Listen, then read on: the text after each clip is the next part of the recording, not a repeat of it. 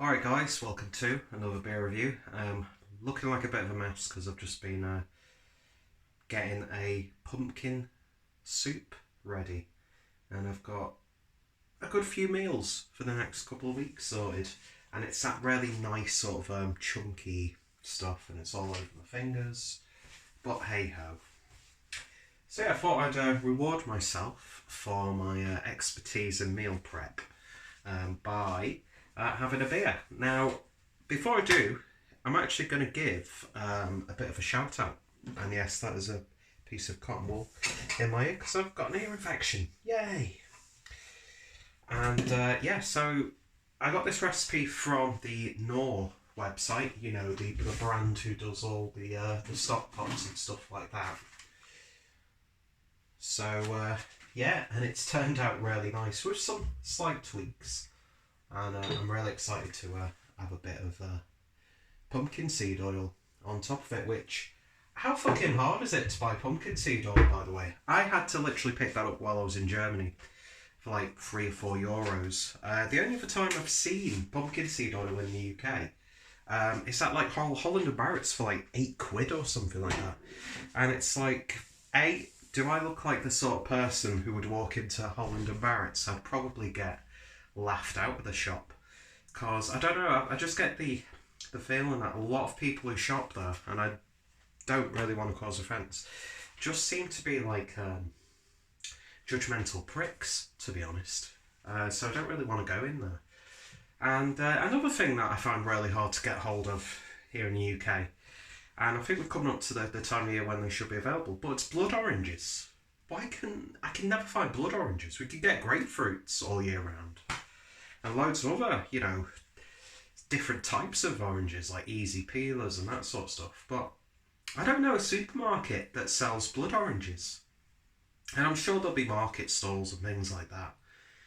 But I don't live near any, so it's just frustrating. Anyway, I'm not here to talk about that. We're delving into the Beer 52 box today, and this was part of the like Beer 52 awards box that they did, where it's like the community's favourite breweries were showcased in the box, and it's been a good box so far. And we're going back over to, oh excuse me, 5 Points Brewing Company out of London, I think. Yeah, in Hackney. And this is a bottle of their micro pale, clocking in at 3.3% ABV, and of course it's a low strength pale. So first and foremost, Beer 52 link is down below if you want to get yourself your own little box. So micro for its sessionable low strength, this micro pale is far from micro in taste. Brewed with citrusy cascade hops, we've also added oats for a silky, smooth body. Now, I've not had enough from 5 Points, and I forgot to bring my bottle opener, so let me just have a look. I don't want to do it use my teeth on camera, so I'm going to try and open it with the bottom of a lighter. Let's see if this works. I could do this like 5% of the time, but anyway, let's see if we can get that opened. When I'm not filming, I do it perfectly each time because you've got to have like a bit of tension. I know I'm probably holding it terribly, but don't want to break my lighter now. I got a little bit of a hiss there. So yeah, it's you've got to arch it or anchor it or whatever the correct term is. I can't do it. It's going to break the lighter. Let's give it one more go. Now, let me see. Keeping this in, by the way. I don't really need to keep the bottle cap anyway. After that instant fail, what does it matter? So I'm just going to use this, which I don't think it's really designed to open bottles, but we'll do it anyway. So there we go. After I made a tit of myself, which I can do it usually, but it is a skill that I've only just learned after my time in Germany, which they do it loads. They'll be able to, a German will be able to open a fucking bottle with like an incense stick or something like that. As long as you've got a flat surface that you can hold, you can arch it and prop it out. Anyway, beer in the glass then, and yeah, that looks to me more like an unfiltered lager than a pale ale. Golden, there's a bit of an amber hue in there, definitely a little bit of haze, and about one finger's worth of a nice, brilliant white head. So it certainly looks appetising. Let's see what we get on the nose. And it's unmistakably, was it Cascade or Citra? I get those two hops mixed up because I do really enjoy both hops. Yeah, it's Cascade. Not just because I've read it on the bottle, but you know, it's got a little bit more sweetness compared to that little slight more tart citrus tone from the Citra hop. Hence its namesake, I suppose. God, this review's going terribly so far. Anyway, yeah, smells nice. It's subtle, sweet, a little bit of a malty character coming through. Smells nice though. So let's give it a taste. Cheers, guys.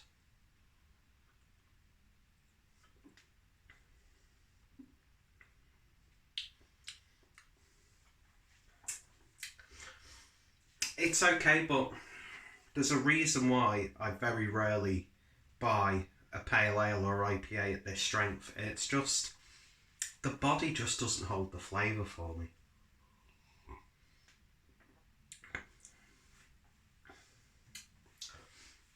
And there may even be a bit of a diacetyl character in this. I mean, it's not an offensive tasting beer by any stretch. It's going to do its job at 3.3%. Drinkable as hell, even with that diacetyl. There was even like maybe a subtle metallic aspect to it as well on the back end.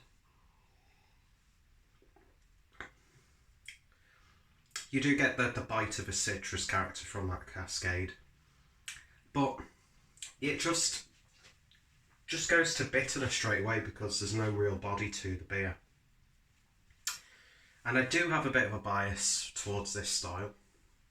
This has, you know, nothing to do with the brewery themselves because I've had a really positive experience with 5 Points. I mean, their London Porter, I think that was my first experience with 5 Points, and that was phenomenal. They've done a really good lager. Their Pilsner as well is really damn nice.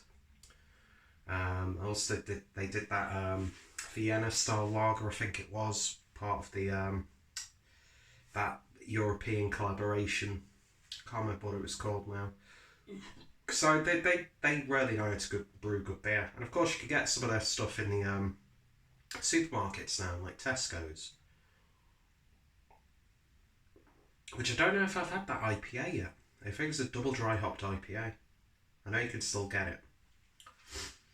But yeah, this for me, it's going to go down well. I just don't think it's the best bottle that I have. I'm sure this isn't a true representation of the beer because, as I said, there is just a little bit of a metallic-y aftertaste and a bit of diacetyl in there as well, that sweet buttery sort of character, which sometimes works nicely in a beer, but for such a low-bodied session pale ale, you really do notice it a little bit more. And yeah, you're not really getting the impression that they've added oats into this either. Because I know it's possible to get beers of this ABV to have like a really bold, creamy mouthfeel. I think, you know, the likes of, not to compare breweries to each other, but, you know, like the really low ABV stuff from Northern Monk is, you know, you'd think it was like a 4 to 5% pale ale or IPA. This isn't bad. I'd happily have a pint of this, do you know, or 2/3 or something like that, but yeah, right now it's really not doing much for me at all. And I think it's, although there are some slight insufficiencies, that's not a proper word, but even though there are those characters that I'm not fond of, it's the style overall, really. But it's not a bad attempt. It's not a bad beer. You know, you wouldn't want to pour this away. But I just think I could have this beer in a much better condition. And that wasn't a fart. That was my sole of my slipper rubbing against the floor. Yeah, it's just, I don't know if it'd be a good idea to rate this or not. So take my rating with a pinch of salt. But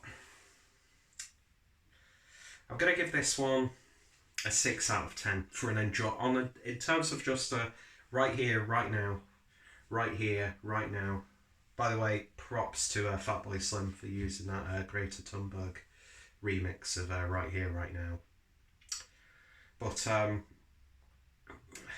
yeah, as I'm stood here drinking this beer, it's okay. But at this point, I wouldn't want to rush out and get another bottle. But I would at a future point if I wanted just something to clean the palate, that's got flavour, that's a little bit AV, that's not going to affect the session too much.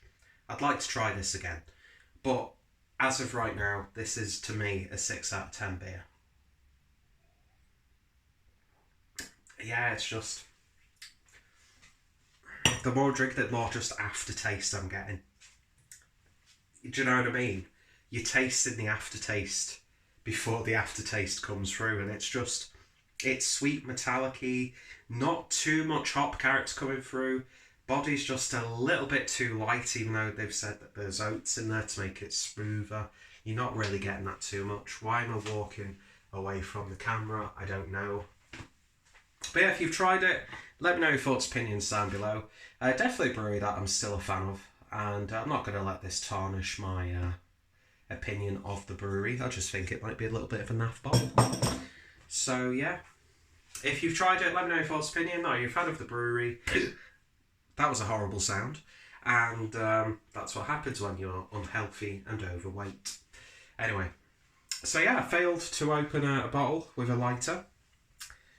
And it seems that the beers missed the mark as well. I think it pretty much summarises this whole video. Anyway, thanks for watching, and I shall hopefully see you all later. Cheers.